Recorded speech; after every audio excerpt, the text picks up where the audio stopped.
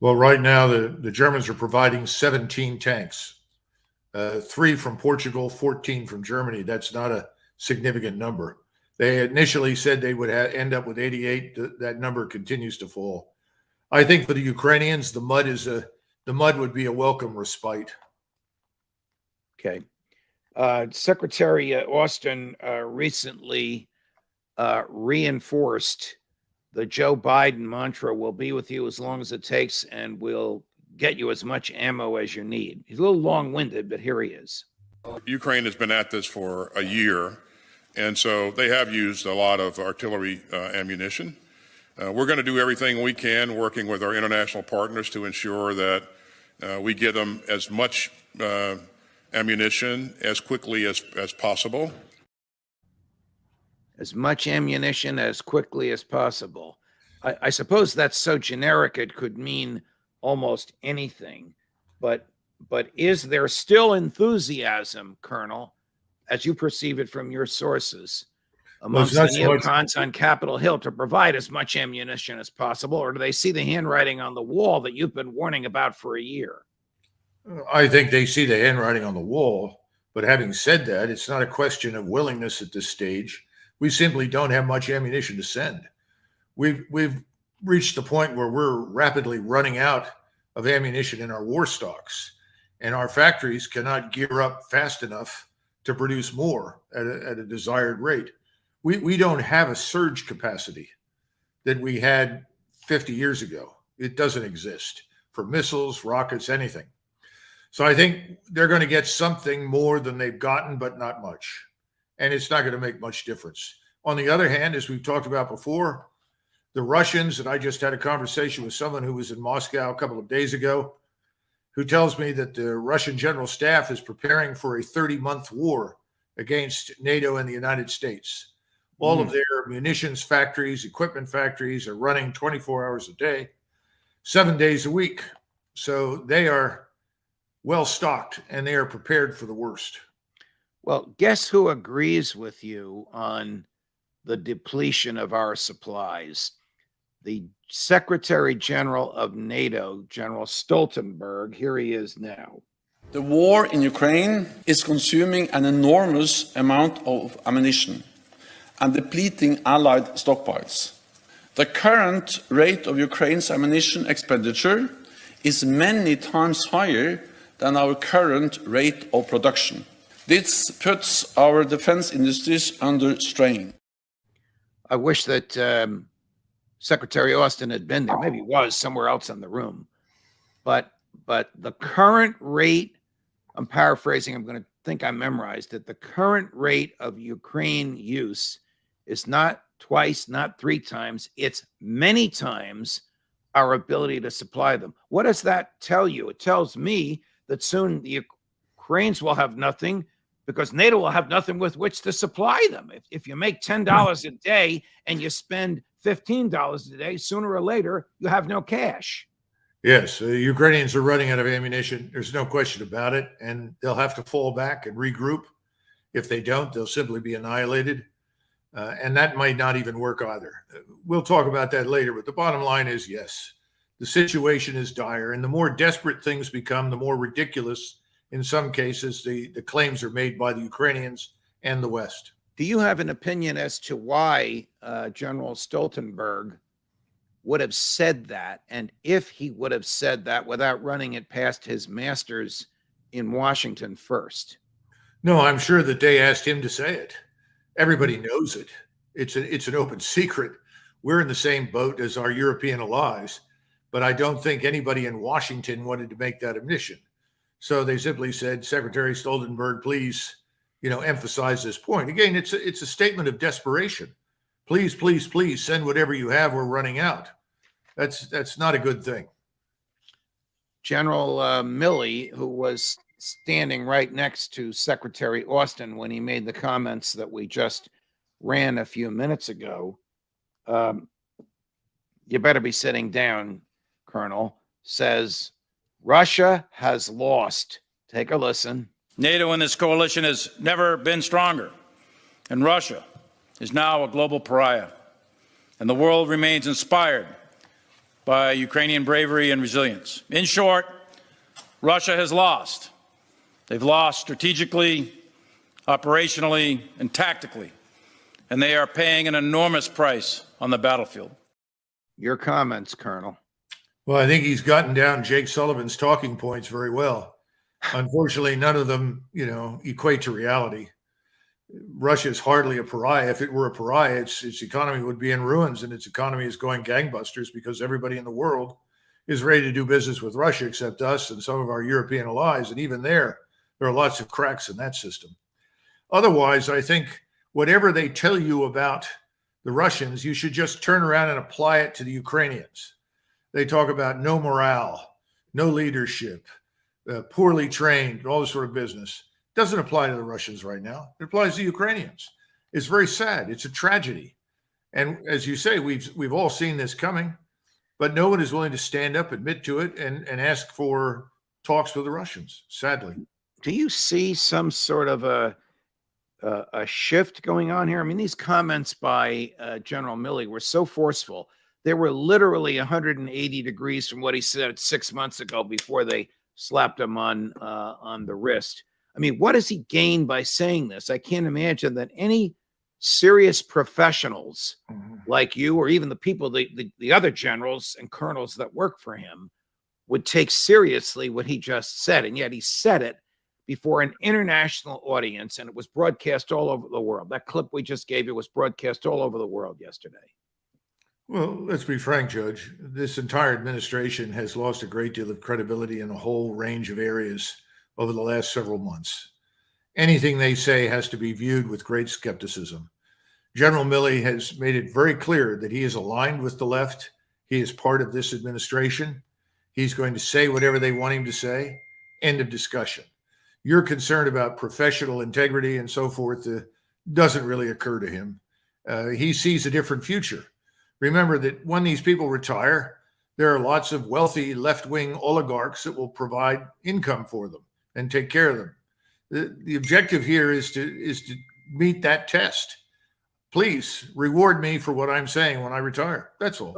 But you know him. Does he mean what he says, or is this an act intended to audition for the type of post-military retirement job he'd love to have, the one like his boss, Secretary Austin, had at Raytheon? Well, I'd say it's the second, not the first. He's very definitely interested in the income. I don't know him personally. I have only met with him once, and I only know him by reputation, which was never very good in the Army. This is not somebody that was known for standing up and taking any tough positions under any circumstances. This was a man who was always willing to get the job done. Yes, sir. 3 bags full, as we say. So he's doing what he's done throughout his military career. I mean, is this the type of person, is this the mentality and the character of human being, much like General Petraeus, that rises to the top in today's military? Yes. I mean, definitely. This is not Joe Biden's fault. This is culture that's been going on in the military for generations. The politicians rise, not necessarily the best generals. Well, if you go back to the 1930s, look at the senior officers in the ranks of the French army, they were all very much like Petraeus and Milley. And of course, they failed miserably. And if you go and watch any of the documentaries, you'll have plenty of French officers that are younger, obviously, in many cases, or lower rank, will come on and say, well, the politicians liked easy commanders. They wanted lapdogs, people that would go along, people that don't brook opposition. And listen, that's what we have. Tell us what you can about the Russian onslaught that's coming.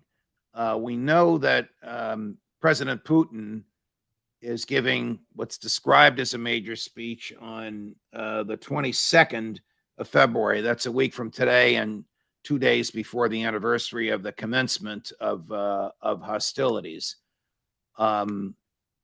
Would he be prepared to say, oh, by the way, there's 250,000 troops that just crossed the border? And if he were, would we know that ahead of time from intelligence sources, that a number that of human beings that massive is in one place at one time? Well, Judge, I thought it was the 21st. Correct me if I'm wrong. Oh, I'm honestly going by a writer. We get hundreds and hundreds, sometimes thousands of messages per episode when you're on, and I'm going by what the writer has said. Sure. So I Well, don't know. I think it's the 21st. What Okay. is happening right now is that we're seeing advances designed to effectively secure the axes of advance for the mobilized force that is being marshaled in the South. Now, what's the mobilized force? Well, we're looking at 250,000 right now of the Russian combat troops. Some of them are south and a little east of Zaporozhye when you look at the map. Others are just behind Bakhmut, which they are waiting for the Wagner military group to clean up. And then the other group is over near Liman, which is just east of Kharkov. And there, remember, we talked about three major concentrations, one in Western Russia, one down in the south, and one up in Belarus. The one in Belarus is sitting quietly, but is prepared, whatever comes. But these forces are going to move on at least two, maybe three axes, but they're not going to move until it's completely clear. And if we look at the strikes that are going in right now, air, missile, rocket, artillery, they're stripping out all of the air defense radars and all the air defense artillery that's out there. So they want to be sure that they have a clear open field for their close air support, for their drones, for their rockets, for their missiles. Sometime in the next few days, we're going to see this gargantuan move north and west out of those three areas. Let me just interrupt you. Gargantuan meaning with respect to the number of boots on the ground. Yes. Do troops literally walk miles on the ground, or no, are they almost everyone? No. Almost everyone will ride. Most of your infantry will be armored infantry, following behind armor, artillery strikes, and so forth. So no, people are not walking at all. Now, you've seen elite light infantry from the Russian side confront Ukrainians in places like Bakhmut, Ugledar, elsewhere.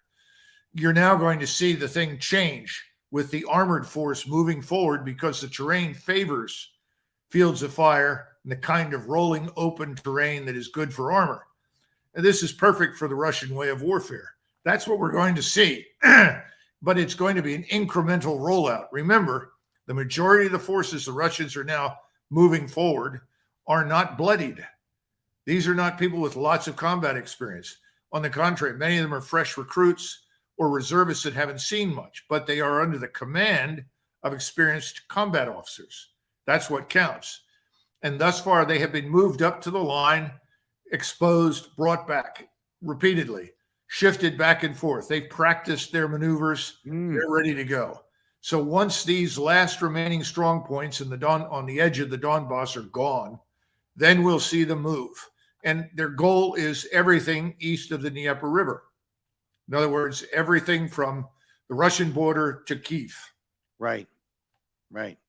I want to make you laugh a little because we're talking about very serious stuff. So my former colleague, because he did work at Fox for a while, and then ABC, and then CNN, and now News Nation, Chris Cuomo is over in Ukraine, and I did what I thought was an excellent report, interviewing young Ukrainian either recruits or conscripts. Colonel, when I say young, I'm talking about 16 or 17 years old.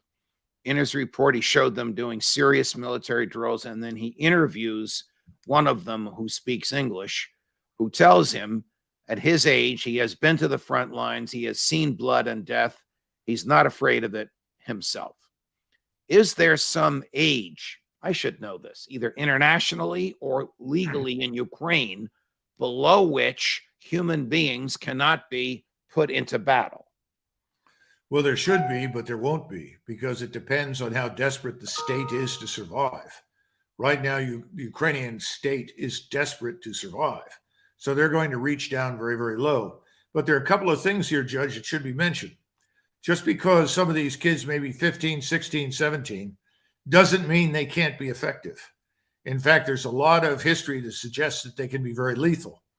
We talk about our landings in Normandy, and when we faced the 2nd Waffen-SS Panzer Corps, we were complaining about all these veteran soldiers. In reality, more than 85% of the soldiers were under the age of 19. Hmm. And they fought ferociously, and they inflicted 3 casualties for every one that they These took. these are German soldiers or American? No, Germans against us and the Against British. us. Wow. This was June of 1944 and July of 1944. Now, my point is this: young soldiers that have never seen action are frequently much braver than those of us that have seen action. Well, Simply because we've survived some encounters. We know how lethal it is. They don't. So I believe the young man. But the sad truth of the matter is that no matter how brave you are, no matter how much willpower you may possess, against overwhelming, accurate, devastating firepower, it's pointless. all right. Overwhelming, accurate, devastating firepower is what the Russians are going to bring to bear. Your analysis is so astute. But the reason I said I was going to make you laugh is because of our person on the other side of this, Matt Van Dyke, who's physically present in Ukraine and who comes on once a week. He's the head of this group, Sons of Liberty International. They purport to be veterans, American military veterans who provide training to a non-lethal training to Ukrainian civilians and military. When I asked him about the morality of conscripting young people, he basically said it's a day in the park for them. And I got angry when he said that because I didn't believe it. But I want you to watch this clip, and then I look forward to your response. How could someone refer to a draftee in the Ukraine military as having the time of his life? That's This just is one death example. and blood and gore. Believe It's not, me, it's not a summer resort. believe me, in most cases, that is not the opinion of most conscripts. But the one conscript that I know, it gave him purpose. It gave him camaraderie. He was actually pleased that he was serving his country. Colonel, this is worse than propaganda. This is utter bullshit. Well, in defense of Mr. Van Dyke, he said this is the one conscript that he'd spoken to. So let's be a little understanding. He spoke to one. That may well have been the attitude of one conscript. But Right. frankly, towards the end of the Second World War, all of the European nations that were engaged in the fighting were running out of manpower. There wasn't much enthusiasm in the last 6 months of the war to go out and be killed after just a minimum training and equipping. So I have trouble with that. The other thing is that I know that the SBU, the NKVD equivalent on the Ukrainian side, is rounding up and sending deserters back to the front. And they've got lots and lots of deserters. Many of them are very young, and they have executed some of them as an object lesson. So I think things are much worse on the Ukrainian side than obviously Van Dyke is willing to admit, and many others will. Let's switch gears to the balloon. The balloon that captured in the American imagination and people staring in the sky for hours 2 weekends ago. Mm-hmm. A person you and I know of, Gordon Chang, from time to time on Fox News, holds himself out as an expert on China, argues that the balloon flew over Malmstein Air Force Base, where approximately a third of America's land-based intercontinental ballistic missiles are stored. Then it flew near both the Warren and Minot Air Force bases, which house the remainder of America's Minuteman wings. Then it passed close to Whiteman Air Force Base, home to the nuclear-capable B-2 bomber, and then Offutt Air Force Base, headquarters of the Strategic Air Command. Quote, "This path suggests China is gathering intelligence for either a first or second strike on America's nukes," close quote. Should we believe this stuff? The short answer is no. First of all, you don't steer balloons. I'm sorry, but it's very difficult. Once you launch the thing into the atmosphere, the predominant winds have a bad habit of moving it wherever it wants to go. Secondly, I talked to someone at the U.S. Weather Service, and they told me that the path taken by it was roughly equivalent to where the jet stream goes across North America. That it went over those areas is probably not necessarily deliberate. It simply worked out that way. And again, assuming this thing was a collecting intelligence, I have great doubts about that. I'm prepared to believe in many things, but I don't think it can collect much. They have 300 satellites, 100 of which are military. There's no shortage of opportunity for the Chinese to find out anything they want without relying on something like a balloon. And then we haven't even talked about something mentioned in USA Today, which is about the thousands of Chinese in our university and corporate laboratories, the thousands of Chinese who come here illegally to the southern border. We've had 5 million illegals enter the country since President Biden took over. All of that is infinitely more important. So no, I don't think so. And I think he's discarding the reality that the Chinese were the first to adopt a no first use. And they mean it. And if you look at the structure of their nuclear arsenal, they are not postured to deliver a decisive first strike. They're postured to deliver a certain second strike. General Stoltenberg said that he thought the balloon was a joint Russia-Chinese operation. Do you know, or have you heard any evidence of that other than Stoltenberg's opinion? No. I think anything that you hear at this point about these balloons is, you should be skeptical, and that is probably the funniest one I've heard yet. You know, let's spread the blame for the evil balloon around and insist the Russians had a hand in it. Again, the Russians have more satellites than the Chinese. It's just crazy nonsense. Okay. The destruction of the Nord Stream pipeline, when it happened, President Biden, Secretary of State Blinken, Deputy Secretary of State, I'm not certain of her title, Victoria Nuland, we know who she is, we know what she's done in the past, all said the Russians did it. President Putin truthfully said, what are you, crazy? Why would we do that to our own industry? The Americans did it. Cy Hirsch, he of Watergate, CIA spying, domestic spying, My Lai massacre, Pulitzer Prize fame, probably the best, all right, Bob Woodward, don't get mad at me, the best investigative reporter in the United States, comes up with a lengthy piece with 3 sources, that's his reputation for every allegation in there, demonstrating President Biden ordered explosives put down there in June and the explosives detonated in September. He had the explosives put there by Navy SEALs, military, planned by CIA intelligence, triggered by CIA intelligence, so he can claim it was intelligence and not military. Have you ever heard of an American president using intelligence and military resources to attack an ally, Germany? That's a good question. I have not heard of that. It's the first time that we've done that, I guess, and that's very unfortunate because Germany didn't deserve it. I'm not sure it should have happened one way or the other. It was effectively an act of war, in my judgment, under international law. Yes, yeah, Colonel, it might have been a war crime because they attacked a non-military target for a non-military purpose. Well, that's true. You know, we haven't been very good historically in tracking those things and holding anybody accountable for them, but I'm sure you're probably right. The bottom line is Cy Hirsch is many things, but he's an honest man. He makes honest mistakes like we all do from time to time.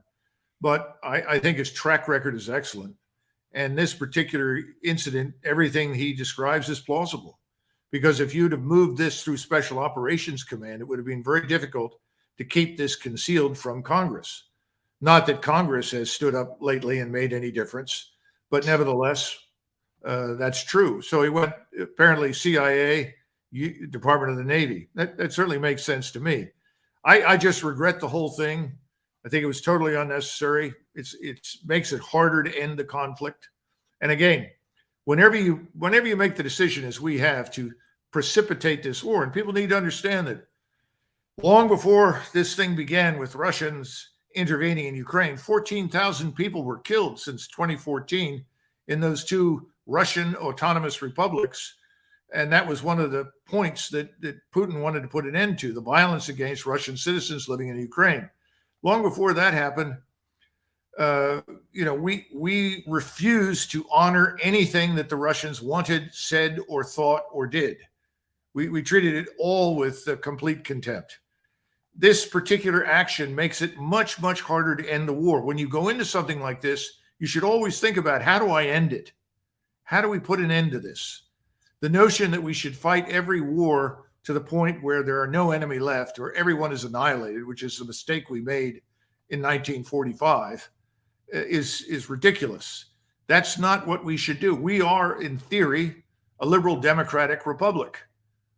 That should be the least of our aims, but it seems that way. And if you're sitting in Moscow right now, you say to yourself, well, we can't depend on anything anybody says. We have to prepare for a long war. So the order comes down. We may have to fight for 30 months before this is over, because we're not simply dealing with Ukraine and Ukrainian forces. We're up against the United States and NATO. And of course, if they're looking at 30 months, how long can that drag on before some serious mistake is made and we find ourselves in direct combat with Russia? Are you hearing anything, any fear in Washington of Biden and others being accused of war crimes over the destruction of the Nord Stream pipeline?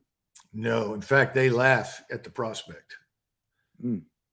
What about thinks they're immune? You have been very critical, and rightly so, of Chancellor Scholz. I'm sure that he was in the dark. There's no way he could have known about this ahead of time. If so, he's committed under German law an impeachable offense. They humiliated him. I mean, Cy Chase humiliated him. You learn from a reporter that your ally destroyed an asset that your biggest utility company built, and on which half of your population relies to heat their homes in the winter, and you say nothing publicly. Well, the problem here is that the German population itself has grown complacent and comfortable after many, many decades of being protected by this thing called NATO, which, as you and I know, is ultimately the United States of America. And they have willingly subordinated themselves in most cases to almost anything we wanted. Now, they refuse to participate in Vietnam. They refuse to participate in Desert Storm. But for some reason now, we've seen a change of heart. Initially, they were unenthusiastic about bombing Serbia, and for good reasons, because of the German experience during the Second War. Ultimately, they caved and they supported it. Now we have a government that seems even more willing to become a vassal of Washington than any of its predecessors. It's only a matter of time until the German population finally wakes up, goes to the polls, and we'll see an end to this. Germany is too powerful. Germany is too great. It's too important. And the German people need to come out of this funk that they've been in since 45. This is a great tragedy. If you look at Japan, I think a couple of things have happened, one of which is the weather. I sent you a video not long ago that showed you Ukrainian trenches in eastern Ukraine that had about 3 feet of water in them. They've had extraordinary rain. So the place is really a sea of mud. And, mud doesn't discriminate. It stops Russian as well as Ukrainian vehicles and equipment and people. So I think that's part of it. The second part, I think, is clearly Ukraine's very difficult position right now. If you look at the lists of equipment, I was handed one just a few minutes ago that said that the Ukrainians have received something in the neighborhood of 6,200 heavy weapon systems. This involves artillery, tanks, all sorts of equipment, of which about 90% is being destroyed. They're still receiving more. But I think that they're a long way from being ready. They say they're going to have 60,000 troops concentrated somewhere for an attack. I'm sure the Russians are watching carefully as they see evidence for any buildups. But that's going to be very, very tough right now because they have no air defense. They can't stop the incoming Russian missiles, rockets, and artillery. And the Russians can see everything effectively, just as we can from our own satellites. So I think the Ukrainians are at kind of a standstill at the moment. Here's a statement from a Ukrainian brigadier general. I don't know if you know him or know of him. Sergei Melnik told Spain's El País, P-A-I-S newspaper, that Ukraine has already lost most of its professional soldiers, and that Ukraine, here's a quote, will need from the general, will need 4 to 6 times as many troops as Moscow has fielded in its ongoing military campaign, closed quote, if it is to break through Moscow's defenses. Colonel, 4 to 6 times. Is it safe to say that it would be impossible for the Zelensky government to acquire that, if this estimate is accurate, that many additional troops? Of course, Judge. We've said this before. Ukraine has no more chance of defeating Russia than Mexico would have a chance of defeating us in a war. We think that the Ukrainians have suffered probably more than 300,000 killed in action. Now, we've had recent revelations, as you know, thanks to these documents, but quite recently we also had Cavoli, who's a Supreme Commander Europe, a 4-star general, is now admitting that it doesn't appear that very much damage is being done to the Russians. Gosh, I'm shocked. I mean, we've been saying that for months. Right. And yet now suddenly he begins to admit that whatever he's been saying to this point has been untrue. I think we're going to see more and more admissions of the truth, because people have to be prepared psychologically for the imminent failure that lies over the horizon. And the failure is the crash landing of American policy in Ukraine. What has become of Bakhmut? Has the Ukrainian military given up on it? I have a feeling that what has happened in Bakhmut is that the road is effectively closed off. That doesn't mean nobody can get in or out. I think still things are moving up and down that road, but it's sort of like running a gauntlet of fire. I think the Russians are effectively waiting for this weather to improve. From their vantage point, there's no hurry. They currently control all of the hard surface roads, both those that move laterally or northwest, southeast in eastern Ukraine. So they've got the hard surface roads that they can use to put columns of troops on when they decide to move. I think they're actually waiting to see what the Ukrainians will do. You mentioned earlier that the Ukraine air defenses have been degraded almost down to zero. That's borne out by the documents, the top secret documents that were released. Whoever released them, another story for another time. What is the status, if it even exists, of the Ukraine Air Force? Did anybody give them the jets that Zelensky has been asking for? Well, I don't know whether they've received any jets. I've heard that some of them have been received and may have actually been cannibalized to get other jets up and running. But truthfully, there doesn't seem to be much Ukrainian Air Force to speak of. And there is a rumor on the street here in Washington that President Biden has actually implied that he might be willing to fly U.S. aircraft in support of the Ukrainians. Now, I don't know how that would work. Well, if he flies U.S. aircraft with U.S. pilots, they're fair game in war. No? Of course. Well, during the Korean War, to a lesser extent in Vietnam, but certainly during the Korean War, there were large numbers of Russians flying fighter aircraft in support of the North Koreans, and we shot them down. I would not be surprised if there was not an effort at least to consider putting U.S. pilots inside aircraft that had Ukrainian markings on them. How that would work and how far they would get, who knows? I mean, this integrated air defense structure that our Air Force has routinely dismissed has turned out to be very, very effective on the Russian side. And if we were to use any of our high-end aircraft, it would be a bonanza for the Russians, because this would allow them to test all of their capabilities against them.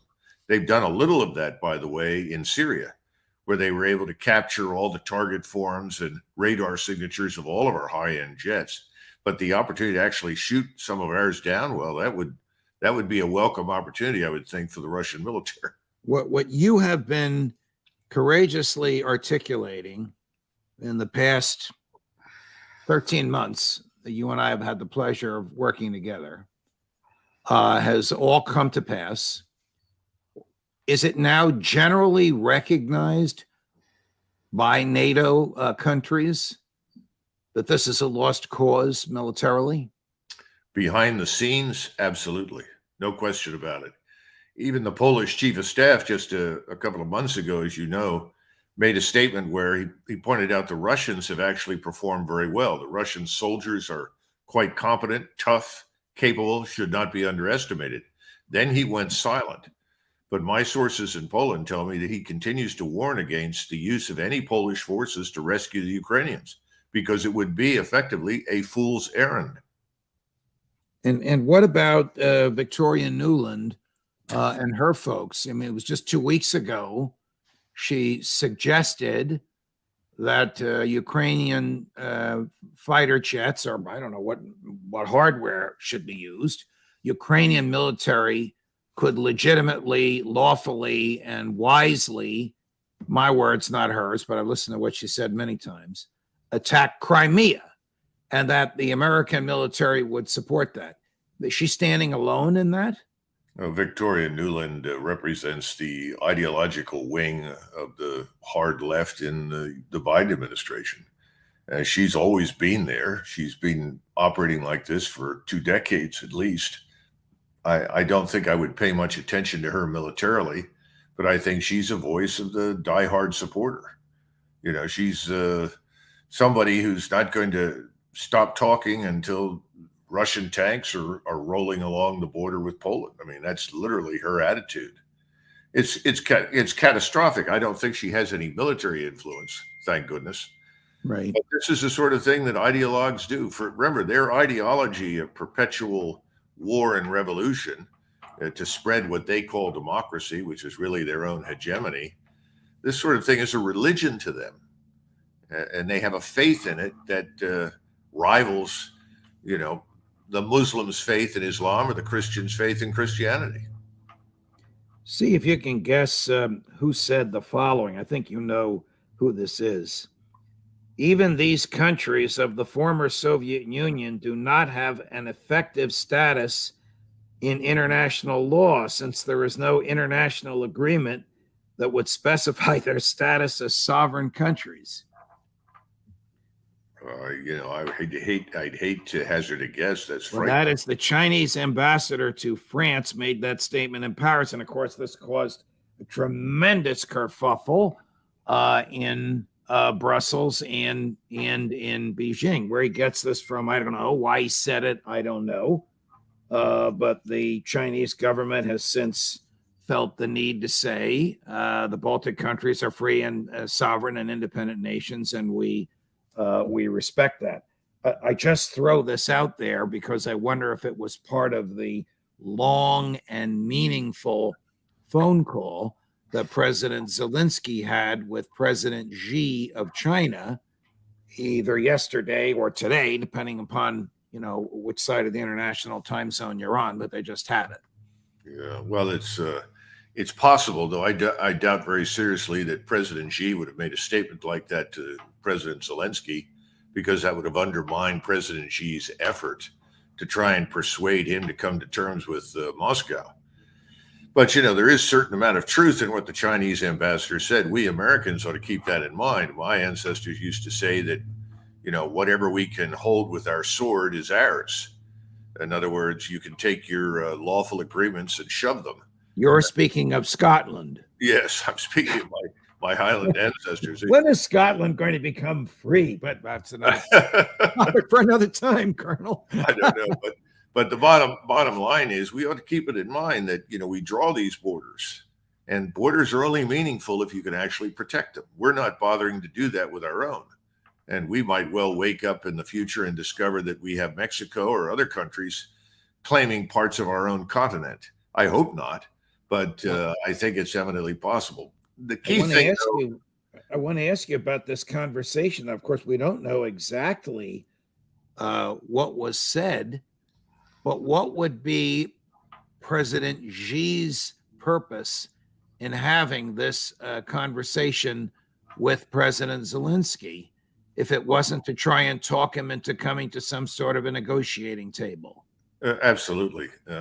Remember from the very beginning, contrary to what everyone in the West thinks, the last thing that China wants is a war with anybody. Remember, 1 out of every 4 Chinese under the age of 30 is currently unemployed. You know, they've shut down the shadow banking system. They've destroyed the opportunities for credit, for expanding the economy as a result. The corruption, the war on corruption has taken an enormous toll.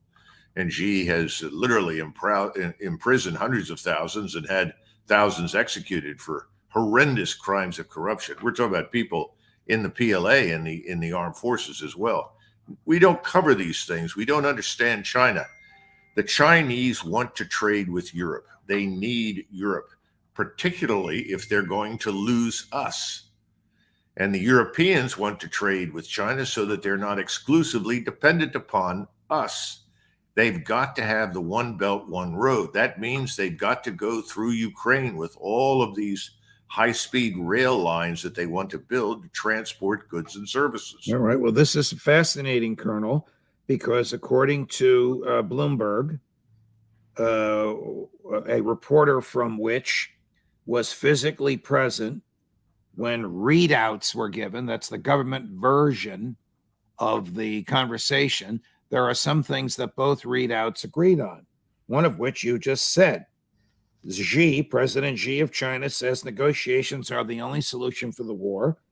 2, President Xi says China is willing to boost its ties with Ukraine, which must mean trade, or maybe even financial aid in rebuilding Ukraine if Zelensky will sit down somewhere, Geneva, Beijing, wherever they're going to have these talks, if they have them.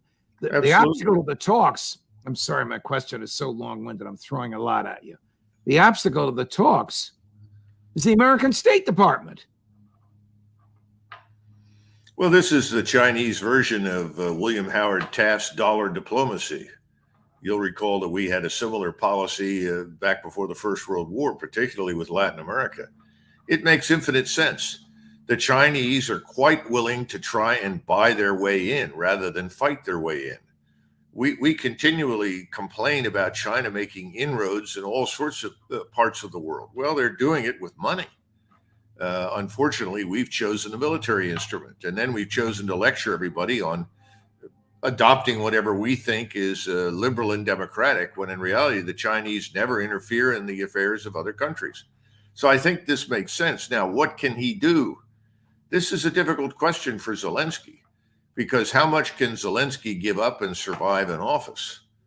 We don't know. We have no idea what's really happening inside his country when it comes to his own political future. But the Chinese are probably saying, look, if you'll sign over most of the territory that the Russians now have, and probably a little bit more, I would suspect, and do business with the Russians, we'll stop this and we'll rebuild your country. It'll take a decade, but we'll do it.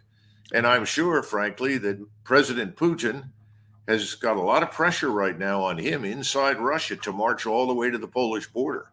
Again, as we've discussed before, most Americans have no idea how infuriated the Russian people are with what has happened.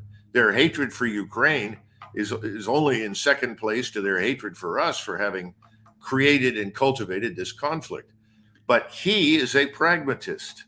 Putin is nothing if not a smart pragmatist. And if Putin can end this, stop the bleeding, stop the wasteful destruction of property that he has no interest for him, I think he would probably go along with Xi. So as I hear you, we in the West do not know the stability of President Xi in office.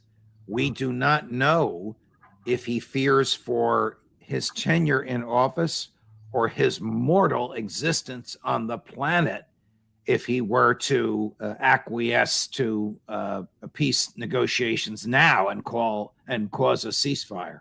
I mean, he might flee to Miami and call for the ceasefire there.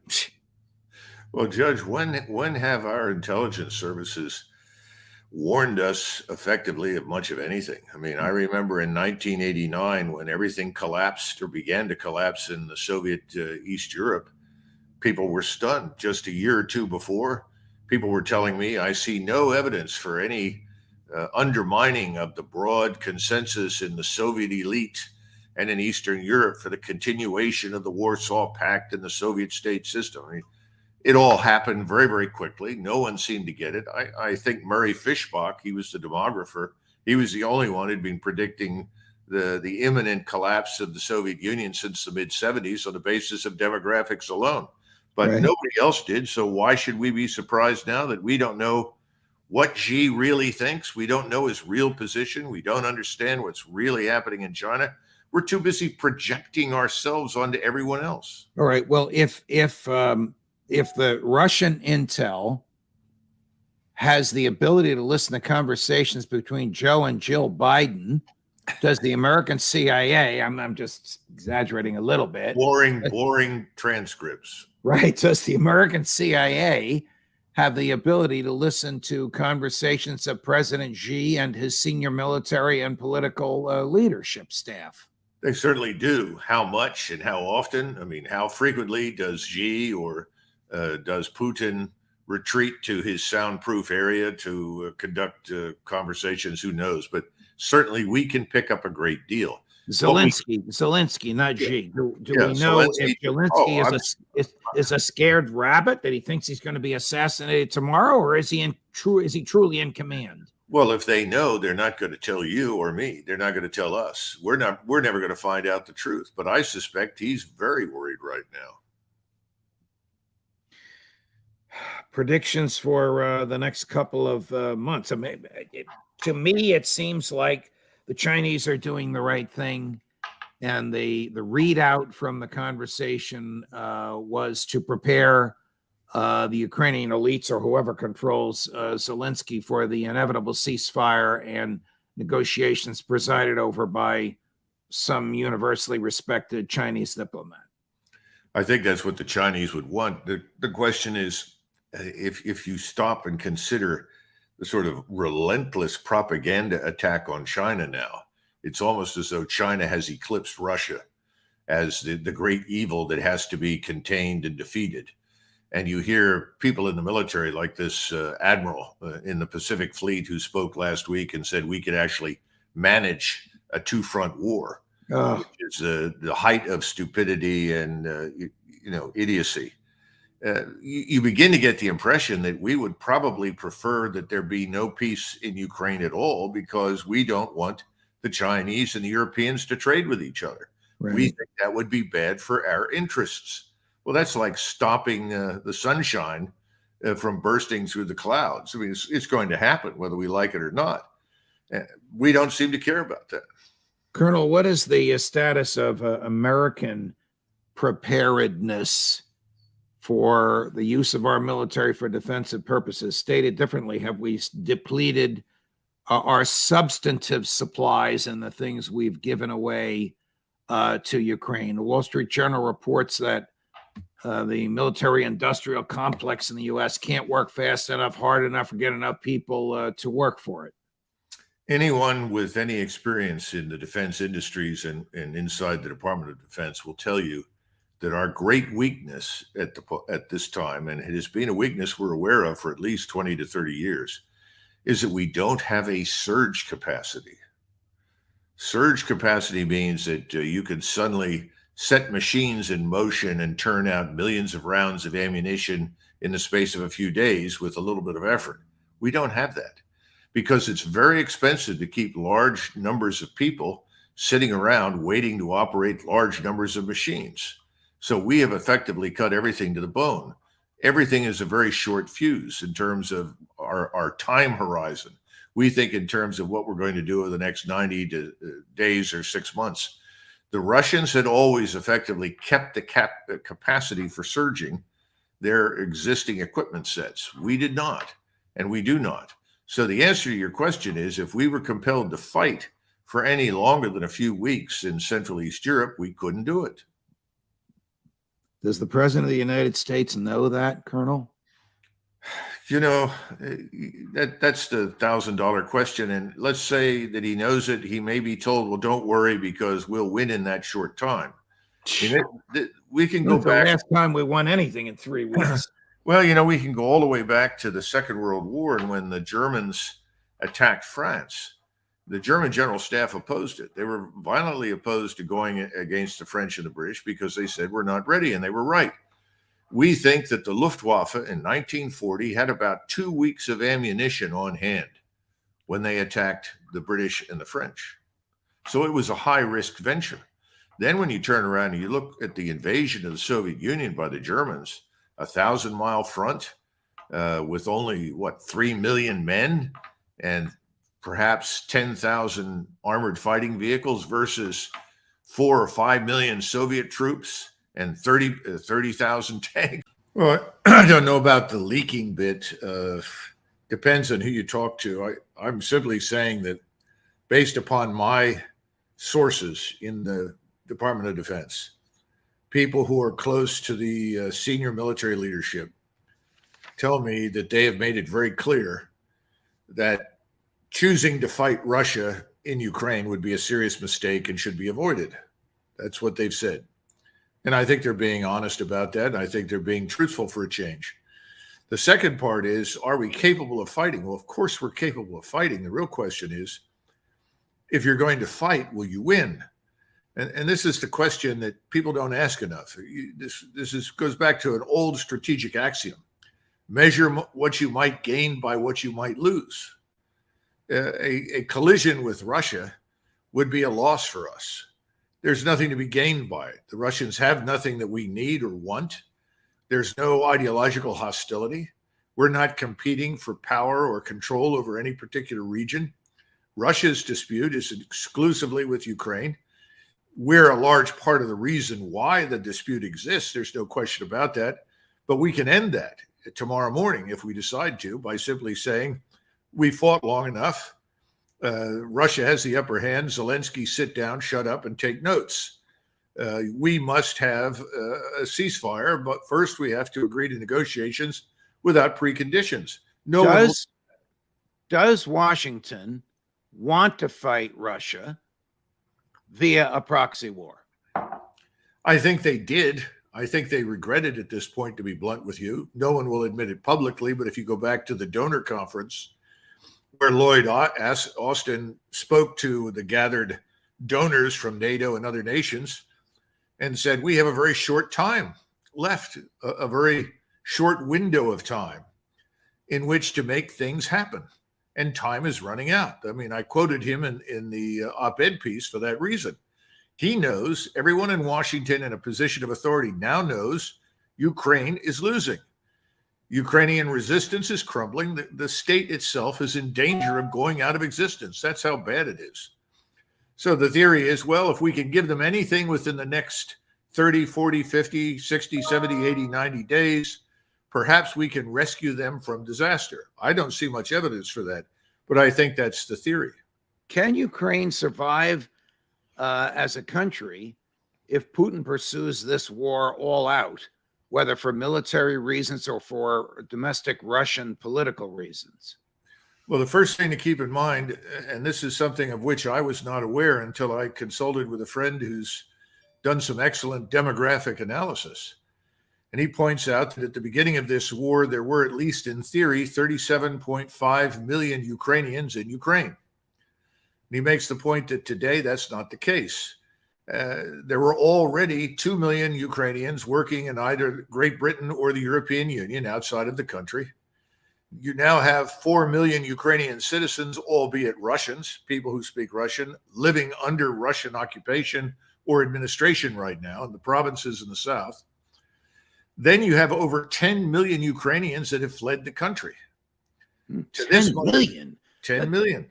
That's a third of the country or a quarter of the country. Yeah, you've got 1 million that have gone into Russia and the rest that have headed west. Now, to this must be added the losses. And again, no one is telling us the truth in the West about the horrific losses that Ukraine has taken. You've heard me say about 157,000 dead on the battlefield. That includes 35,000 missing in action, presumed dead. And I've talked about a total of almost 400,000 casualties, people that are wounded. In most cases, not all, but in most cases, more than half of those will never return to duty because the wounds are too horrific. In other words, they're permanently lost to the Ukrainian fight. Now, supposedly when Zelensky was in town speaking to Secretary Austin and General Milley, several people have insisted that he actually told them that 257,000 Ukrainians have died. That includes soldiers, in other words, those in uniform, civilians, all types, all kinds, 257,000. Well, we don't know. I mean, that's an unconfirmed rumor. But what it does tell you is that today in Ukraine, there are roughly between 18 and 22 million people left in the country under Zelensky's control. Now, Judge, that number is roughly the same as the number of people living in the Netherlands.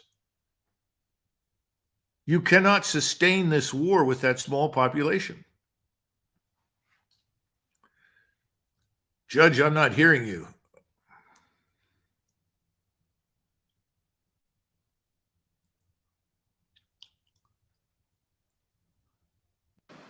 Oh, can you hear me now? Gotcha. Okay. Apologies. That's okay. For watching and listening. Sometimes I'm all thumbs. I want to play a clip from Jack Devine. This is a guy that our audience loves to hate. He is, however, career CIA, and for many years was in charge of American espionage in Russia and monitoring Russian espionage here.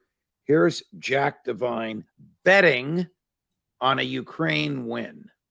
I'm betting on the Ukrainians still. It's not to say that the Russians aren't going to be formidable. I do think there will be undertrained. There'll be sometimes when you create something big and it's not well trained, they become cannon fodder. So I think it's going to be a really tough spring, and I think the war in many ways will be decided. There won't be a victor. In other words, the Russians cannot conquer Ukraine, and the Ukrainians are not going to beat the Russians. There's a certain point where both sides pull back. And even if you don't have an agreement, they lower their intensity. And that's what I think Putin personally is in trouble in his own country, and I think he goes. That's why the stakes are so big.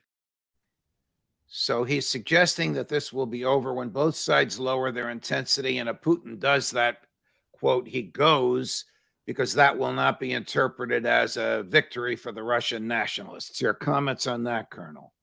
Well, remember, the CIA has been telling us lies almost from the very beginning about everything happening in Russia. Well, when Mike Pompeo was running the CIA, he publicly acknowledged that's their job, to lie to us. So how do you know whether to believe them or not? Well, they do a very good job of lying. The problem is they're lying to Americans, and this man, Devine, knows absolutely nothing about Russians. I don't care what his job was, or about Ukrainians or the Slavic peoples that occupy Eastern Europe. The Russians are winning. Ukraine is crumbling. Ukraine's on the verge of collapse. We're going to watch that happen over the next several weeks. The Russians will crush out of existence what remains of the Ukrainian armed forces, and I think they'll have to go after this regime, assuming Zelensky and his friends don't rapidly flee the country to Poland or somewhere else. Now, having said that, the Russians are being very methodical, very deliberate. They are moving constantly, but they are not moving on multiple axes simultaneously. In other words, you're not going to see the blitzkrieg. What you're going to see on several axes are what I would call large meat grinders that are just systematically plowing forward, annihilating everything that they come in touch with that is Ukrainian until the Ukrainians are finished. There is no incentive for them at this point to negotiate with us unless we go in without conditions. Would the Russians prefer not to annihilate everything in Ukraine? Yes. They never went in there with that goal to begin with. But you can't walk in there and say, well, the only way we'll talk to you is if you withdraw all your forces from Ukraine and Crimea. That's absurd. So really what you're saying is there's no way that Ukraine, and I'm paraphrasing you from the column, which I mentioned earlier, there's no way Ukraine can survive this war as an intact country. Listen, I just told you what the demographics say. And what's even worse is that Ukraine has the lowest birth rate in Europe. Oh. So in addition to having lost millions of people because frankly, people like Devine and his masters have decided to wage this war on the backs of Ukraine. Ukraine is destroyed. I don't know what survives of it. I have no idea what will happen. Even though I am your friend and admirer, and at times your student, let me raise your blood pressure one more time with Jack Devine on a weakened Russia. Do we want a strong Russia with Putin and Xi? Is that going to bring us peace and harmony so we can live in isolation? I think Putin today, he crossed, I'm on record in the Washington Post, in March last year, a few days after he invaded, he sowed the seed of his own demise. That is actually good news for us. whoever causes it, that's a good news. A weak Russia that sees Putin going weakens China as well as Russia. Does that make sense to you? Again, I think the man's delusional. Putin has never been stronger than he is today. The Russian people have never been more united than they are today. Only someone who's never spent any time in the country and doesn't know anybody over there would make such preposterous statements. This is part of the larger false narrative. Look, he reminds me of some of the Germans that stood around in Berlin in 1945 and asked, what about the inevitable victory? What's wrong? What's happened? Because the regime over the previous 6 to 12 months had lied so consistently and effectively that the Germans were surprised to see Russian and American troops on the outskirts of the city. I think all I can tell you is that no, he's dead wrong. Now let's talk about this weakened Russia business. It's not weakened. The IMF has now stepped forward and talked about growth in Russia dramatically improving. Their exports are way up. None of this nonsense that we anticipated that was bad has happened to Russia. Russia's in a very strong and healthy position. We, on the other hand, our growth is declining, and it's not going to get better in the near term. Secondly, Russia is a state with an important role in Central Asia and Eastern Europe. If Russia were to be destroyed, which is not going to happen, if it were to weaken, it would open up opportunities for all sorts of potentially malicious actors to intervene. First of all, Eastern Siberia is not of much interest to the Chinese, contrary to popular belief, but it's very interesting to Japan and Korea. And the Japanese and the Koreans view Eastern Siberia as their territory because up until about 300 years ago, Mongols, Turkic peoples, Tartars, they were the only people in the region, and they're brothers of the Manchus, Mongols, and Japanese and Koreans. So do you really want Russia to collapse in Eastern Siberia? I don't think so. You go into Central Asia, Russia is a stabilizing factor there. In fact, Xi depends upon Russia to help stabilize it because the people in Central Asia have much more confidence and trust in the Russians than they do in the Chinese. How unified is NATO behind Washington? I'm going to play a clip. Yeah, right. I'm going to play a clip for you in a minute from the president of Croatia. It's not Germany. It's not France. It's Croatia. But the language is very strident, and the criticisms of the West are very strong and articulate. Take a listen. Ali ja nisam predsjednik Ukrajine. Ako se Ukrajina želi braniti, trebali je pomoć. Razdragani pacifisti u cvjetnim haljenicama odjednom bi se napili krvi nekome, ali ne oni, nego preko tuđe grbače. Ovo je u određenoj mjeri duboko nemoralno što radimo kao kolektivni zapad koji u biti ne postoji, jer tu nema rješenja. Rješenje nije promjena vlasti u Rusiji. Dapače, njemački tenkovi u Harkovu će dodatno homogenizirati Ruse. Politički će ih homogenizirati. Zbližit će ih sa Kinezima. To se događa. Okay, there's a lot to unpack there. The West is not united. You've been saying that. The tanks coming from Germany, he didn't mention the American tanks. The tanks coming from Germany will only gin up the Russians to fight more aggressively. It's in nobody's interest to weaken Russia. And he's a member of NATO. Of course. Two things. Nassim Taleb often talks about finance, and he talks about people at the top who don't have skin in the game. Our problem in Washington, D.C., and in many capitals in Europe right now is that they're perfectly happy to fight this war until Ukraine ceases to exist, and 1 million Ukrainians are dead because they have no skin in the game. They haven't put themselves at risk, nor will they do so. And that's disgraceful, and he's talking about that to some extent. And then secondly, it's interesting this man is a Croat because, the Croatians, like most Europeans, to be perfectly blunt, that people don't like to admit, were part of the crusade to destroy Bolshevism during World War II. But he knows that Russia is not a communist state. He knows Russia does not aspire to conquer Europe. The Russians learned the hard way that imperialism is a very bad form of government and business. When you move into countries that are not yours and you have to govern and sustain people that are not yours, inevitably there's bad blood, there's anger, there's corruption. Alexander Solzhenitsyn, who probably more than anyone else inspires the Russians who are at the top today, made it very clear we should all be grateful that this horrible empire that existed is gone. We don't want to govern other people. We want to govern ourselves. We want our own country, this place called Russia. And that is the way the Russians think right now. They're not interested in conquering anything, but we are making it impossible for them to turn away because we make threat after threat after threat to dismember the country, to destroy its regime. And we keep talking about it as though this is something the Russians want. They do not want that.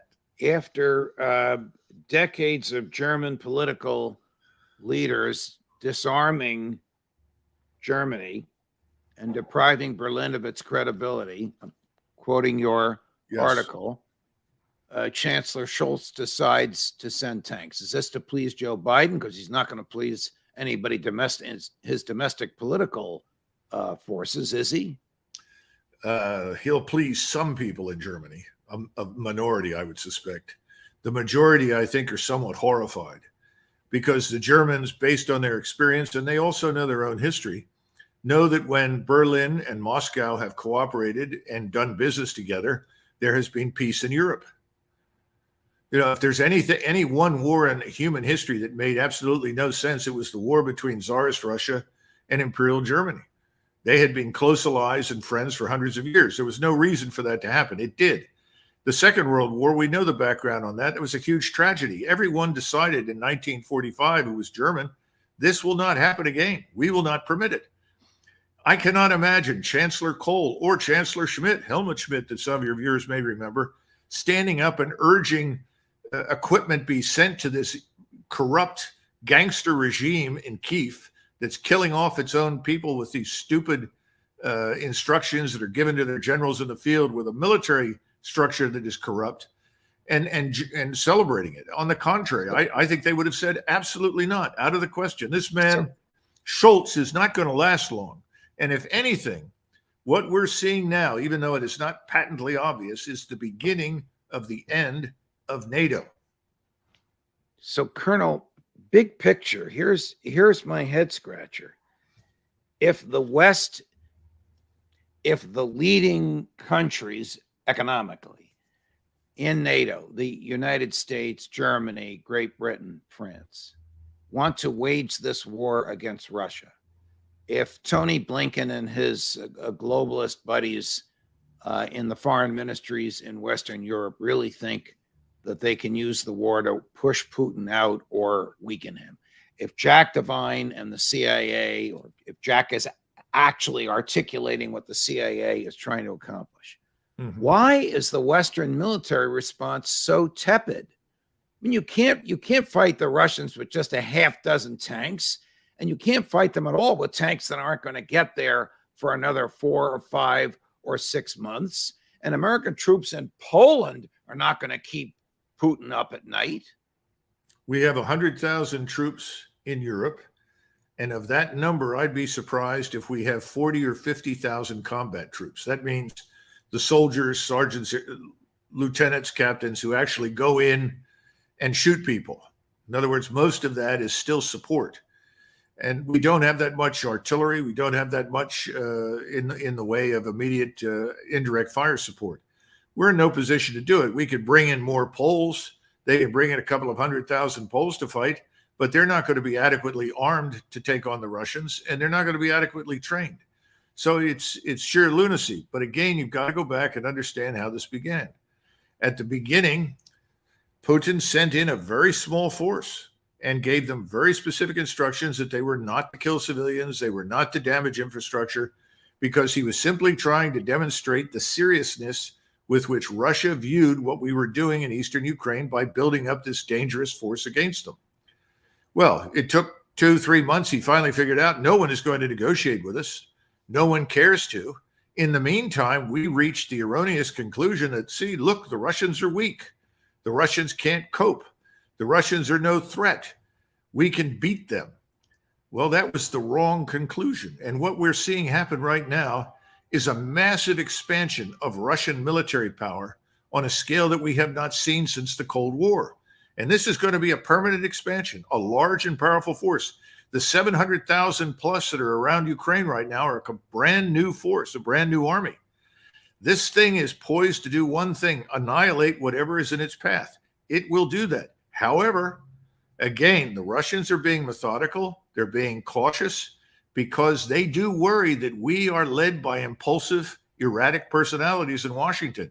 And that stupidly, when we realize that the place is falling apart, I mean, Ukraine, someone will say, well, we have to do something. I don't know how many times while I was on active duty, I heard people at the top of the political structure say, well, we have to do something. As soon as they say that, Right. leave the room. Right. Get the hell out of there. I mean, this is a favorite government line. They have to give the impression to the public that they're doing something, even if it's 180 degrees from what they're doing. But the West, whether it's Chancellor Scholz or President Biden, or to a lesser extent, the new Prime Minister of Great Britain, is like a boxer punching with his left hand and then apologizing to the gallery with his right for hitting too hard. What are they accomplishing? Scholz is doing what he's done throughout his career. Remember that Scholz and others have grown up over the last 30 or 40 years in this environment where there was very little change. And their formative period of experience came after the Cold War ended.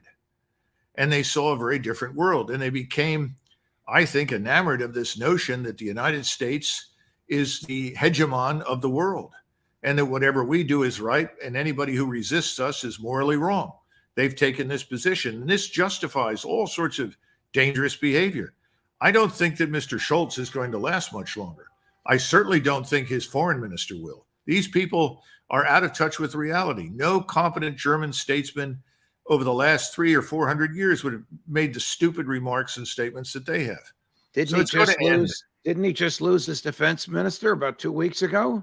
Well, we haven't had much of it in the way of defense ministers in that country now for at least 20 years. I mean, when we went to Desert Storm in 1991, arguably the Germans had the finest forces in NATO. I mean, they were top notch, and they remained excellent through the mid 1990s. And then a series of leftist governments systematically dismantled them. This is after Chancellor Kohl left. Now, on the one hand, they took the position that Russia was not a threat. And it is not a military threat to them unless they make it so. And that was understandable, but they lost sight of the fact that if you have no skin in the game, as I said earlier, when it comes to military power, nobody's going to pay attention to you. I mean, the Polish army could invade Germany tomorrow morning and conquer it in a week. Ooh, well, that's the line of this this interview. Colonel, always a pleasure, sir. Thank you very much for joining us. Okay, thank you. By the way, can I add one thing that a lot of our people don't seem to understand about these tanks? Please. We promised 31 M1 series tanks. They have to be built from scratch. And people have said, well, why is that? Well, it's very simple.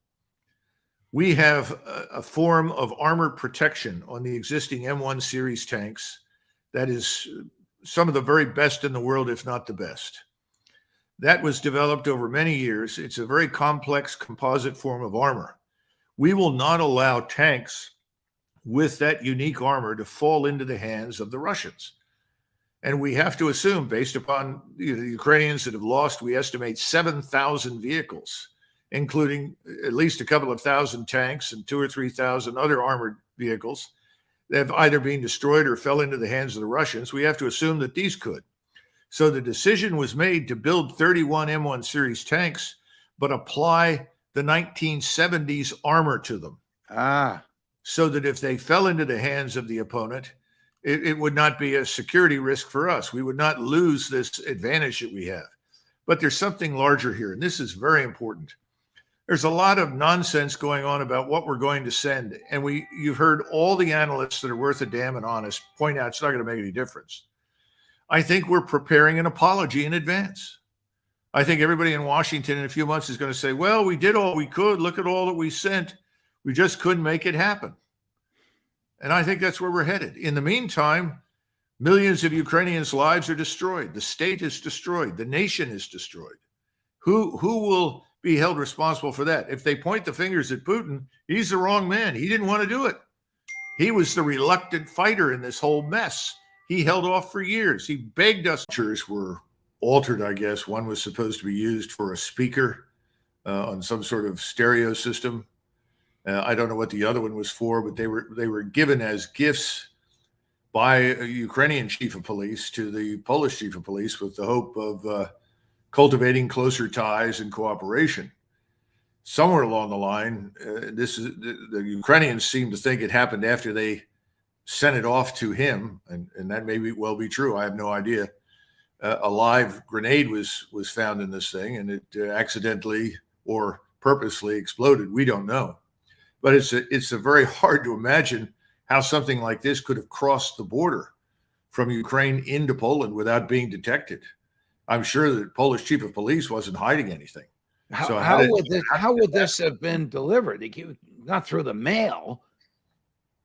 Well, I don't know. The sad part here is that you're well aware, as many of us are, that there's this long history of antagonism between the Poles and the Ukrainians. So this opens up that whole ugly chapter for discussion. Was this intentional, or was this in fact an accident? Nobody is able to answer it, except that right now, the facts are what I sent to you on email, and that's all we know. What were the injuries to the Polish commander? Do we know? Apparently none. He had maybe modest scratches or something, but no serious injuries of any kind were reported. Okay. Do we still have a president of Poland beating the drum and acting as if his troops are going to get engaged? I think we do. Do we not? Yes. Well, in the op-ed that I just finished that the American Conservative will have out tomorrow, I lead with the remarks of the Deputy Polish Minister of Defense, who is warning an audience on the 29th of November that this war is growing in intensity and Poland is likely to be involved in it, and hints at potential mobilization and a number of other things down the line. Now, since then, we've also had a source tell us that the Polish government is now looking at 200,000 troops that could be mobilized next year. All of this is disconcerting because remember, inside the NATO alliance, Poland is really alone in its enthusiasm for aggressive war against Russia. Nobody else, with the possible exception of the Romanians, is interested. Well, your piece is a scary one, Colonel. I mean, you start by summarizing the interview. We talked about this before, but we'll touch on it again.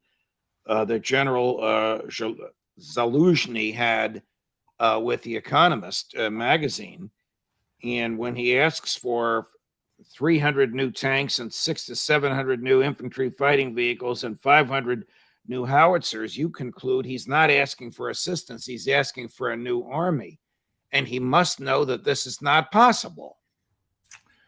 Well, one would think so, and I think they were trying to set the stage for a meeting with the United States in which they would get more other types of assistance, potentially convince us and maybe others in this so-called coalition of the willing to intervene and help them in some way.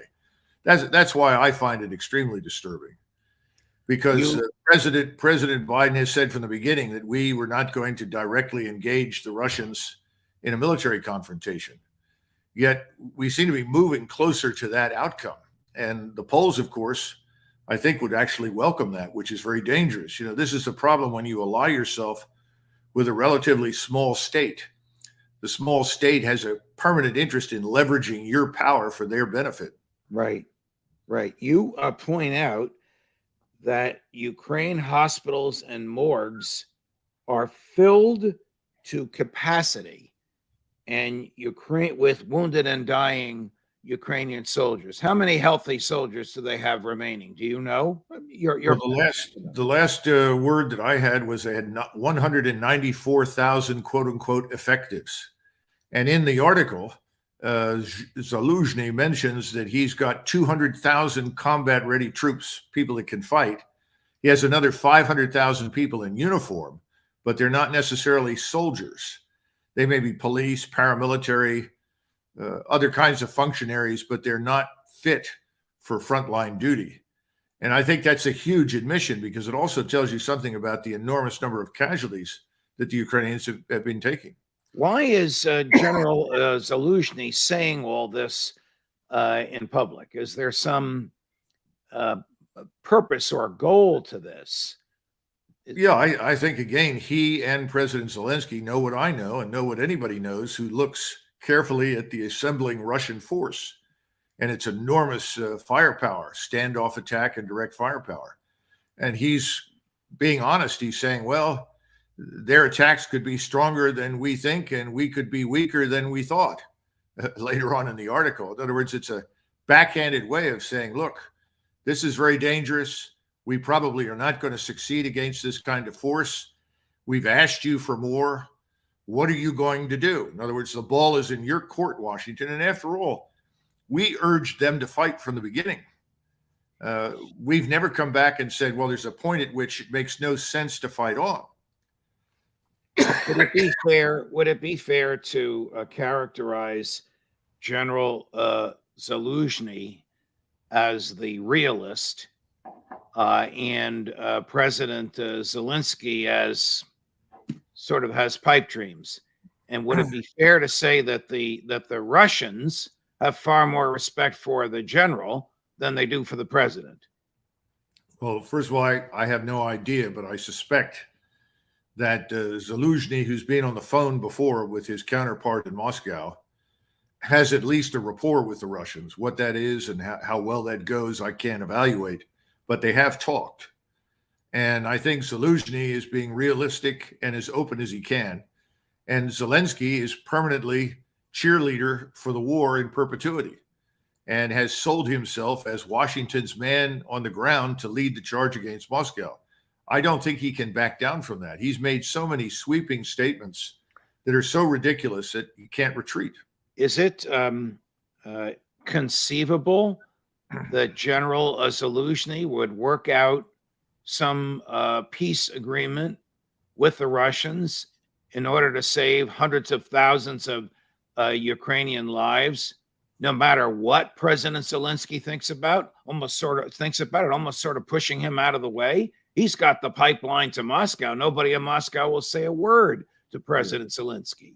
Judge, we're now in the realm that I would comfortably call the Twilight Zone. All right. Who knows? I mean, we could sit here and speculate about that, but I think there are lots of people that are willing to pull out their weapons and shoot people down right now inside Kiev in the government who might go that route. I think that they're stuck. They're going to fight. And perhaps in the midst of this fighting, there will be a call for some sort of ceasefire. And again, the problem is you're dealing now with a Russian government that has given up on the West.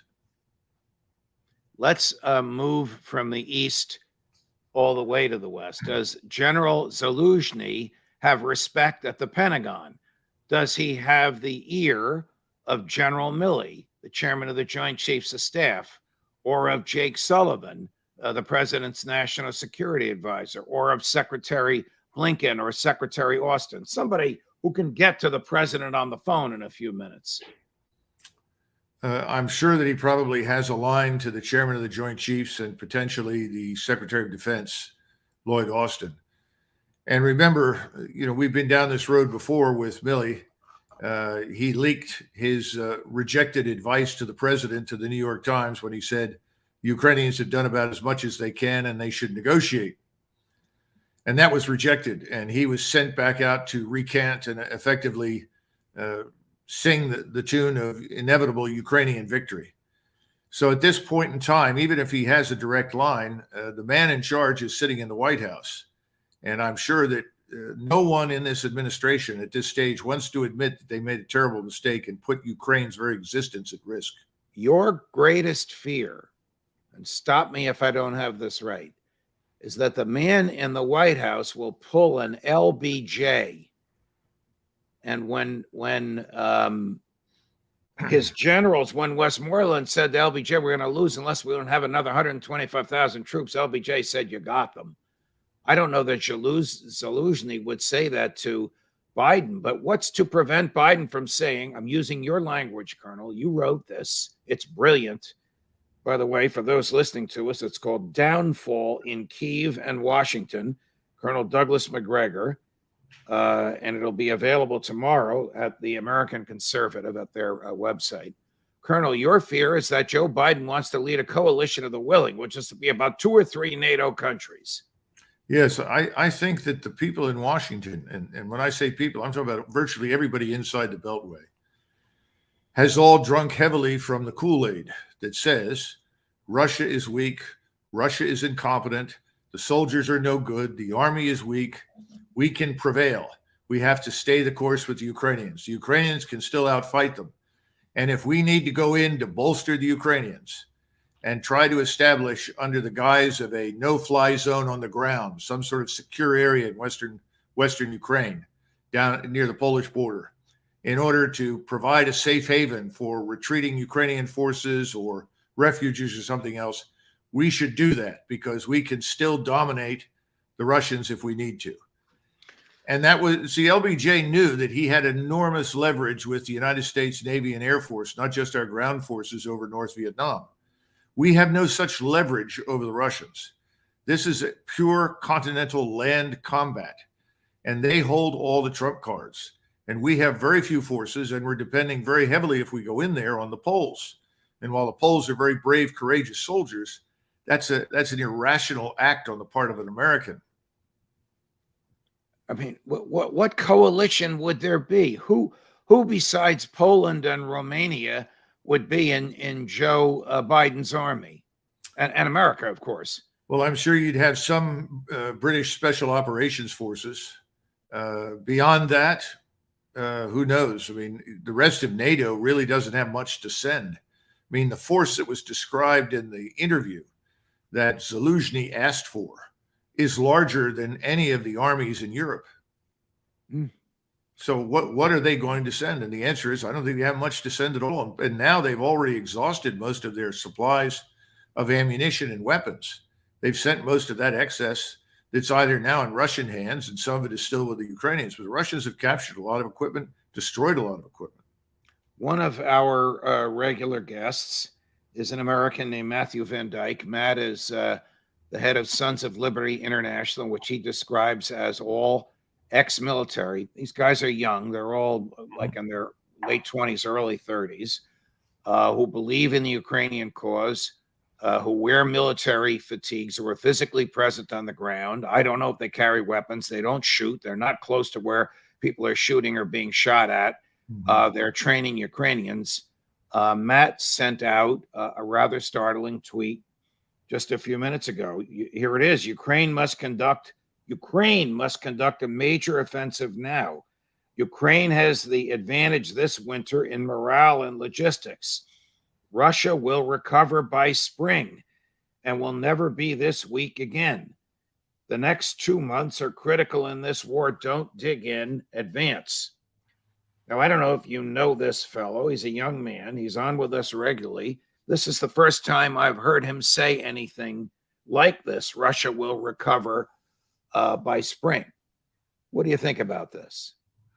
It sounds to me like some of the ideas that were hatched by Adolf Hitler in the spring of 1944 for offensives in the East, when there was no capability whatsoever for offensive action in the German army. Sounds to me like his thinking behind the Battle of the Bulge, when the German army couldn't fuel itself 100 kilometers without falling apart. So I think, I'm sure the man is very sincere and believes in what he's saying, but I think he's dead wrong. And there's not a whole lot for the Russians to do between now and the end of January for them to be ready. I think they're very close to it. I want to go back to General Zaluzhny before I ask you about President Putin in Belarus. I want to make sure I understand the numbers. General Zaluzhny has about 190,000 troops, and then he has 200,000 trained troops in reserve. So if he wants, he has about 400,000 troops. Do I have those numbers right? Well, he actually gave, and again, I don't know that these numbers are trustworthy. Much of what comes out of Kyiv has never been trustworthy. So take it with a grain of salt. Okay, but it's Zaluzhny who has a reputation for being truthful, no? No. None of the Ukrainians have been truthful about the conduct of this war. They've lied prolifically about everything. And he's saying they have 700,000, 200,000 in that category of fit to fight, trained combat troops, and then 500,000 of others, police, paramilitary. And so forth. Now, again, I have no idea what's going on. I do know that the Nazi enforcers are brutalizing people, forcing them into uniform, sending them to the front. Or This these is a are very ugly war. These are Ukrainian Nazi Yes, enforcers forcing young men, able-bodied or not, yes. into Ukrainian military uniforms. Yeah, they're sending press gangs through Kiev and other cities at nightclubs, night spots, to see if they can find young men who may be there, and then pressing them into service. Sort of what the Royal Navy did in the 19th century and the 18th century to keep the ships filled. So that's why I say I'm sure that Matt's a sincere, and I do know that if you ask Ukrainian soldiers, they do speak very confidently of their future as though they have a chance to really win. And you heard that from German soldiers right up until March of 1945. Oof. So I don't think that we should take that very seriously. I would imagine that President Zelensky's people are regressively controlling the media and what the Ukrainian troops and what their families back home hear. Well, I'm sure they are too, but he doesn't have to work too hard to control the Western media. That's already in his camp. Already his. Yeah, the CIA has done that for him. Yeah. All right, back to numbers available. What does President Putin have available? Is it 300,000 that are about to add to the fighting force that's there now? No, the numbers once again that were given were misleading. He said, well, he has 200,000 fresh combat troops, probably more than that. You know, I said a few weeks ago that the numbers by January could go up to 700,000. Russian numbers. Russian numbers. And you just divide that roughly in half because about half of that falls into logistics and standoff attack and fire support. The rest of it are attacking forces that go in on the ground to kill the enemy. So I think the Russians are, quite frankly, already outnumber their opponents dramatically.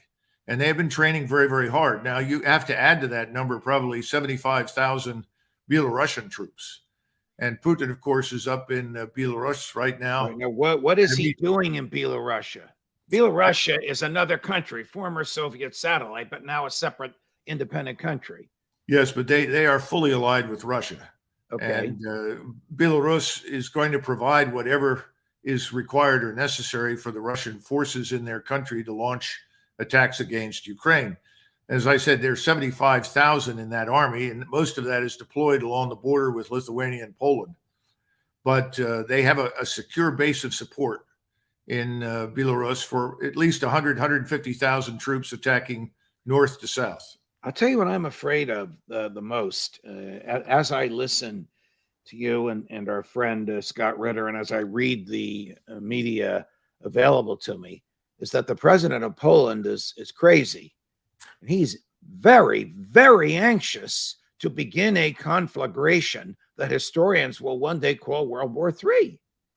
Well, that's again going back to the discussion earlier about a small state ultimately leveraging a large one. Right. Will Joe Biden, who could get into Biden's head? Will pressure be put on Joe Biden, whether it's from the Pentagon or the globalists, to back Poland up? Oh, I think that that's very much in people's minds right now, that Poland is the springboard against Russia, and that we should be prepared to use that in order to rescue Ukraine from inevitable destruction. That's why I wrote the article, because I'm afraid that we'll suddenly hear from Joe Biden on the television. Tonight, my fellow Americans, I've directed our forces to advance into Western Ukraine to provide a safe haven or something, a secure zone in Western Ukraine. And it's about peace, democracy, and freedom, all of which has got nothing to do with what's happening on the ground in Ukraine. And that's what we said about Vietnam. Only this time, you're not talking about Vietnam, you're talking about Russia, a great power. If he does that, the Congress will do nothing. The Congress will do nothing. The president of the United States can't start a war on his own. I'm familiar with the War Powers Resolution. I think it's unconstitutional, but it is the law. But this will fall right into the hands of the globalists. We know their goal: to remove President Putin from power, whether by embarrassment and humiliation or death. Well, that's why I think it's so important that people understand the meaning of what I've said in that op-ed, that whatever is said to justify a potential intervention by us in the western part of Ukraine should be dismissed out of hand as dangerous nonsense. The opportunity to do things differently ended a long time ago. If people were serious about trying to prevent the Russians from moving into Ukraine or deterring them from going any further than a few kilometers, we had that back in February, March, and April. We could have sent vast forces over there very, very quickly. Well, of course we didn't. And Judge, we didn't do it because they're not ready. And we don't have ready forces now for a stand-up war in Eastern Europe. So this is all dangerous nonsense. Where is General Milley on this? I mean, what General Milley leaked was a truthful analysis of the situation. Then they made him do the mea culpa. So when that happens, I mean, the White House and Jake Sullivan and Tony Blinken and Lloyd Austin, they must know that Milley is a realist. They can get him to mouth their words, but when they ask for his advice, I assume he's telling them what he truly thinks we should do, which is to get the hell out. Well, on this occasion, I think he has told them the truth behind closed doors, that we should not involve ourselves in this. It's too risky. We don't have the forces for it. We don't have the logistical infrastructure. We don't have the ammunition, et cetera, et cetera. But he's not someone who is noted throughout his career for standing up for much of anything. Do we have 4 stars in Europe right now?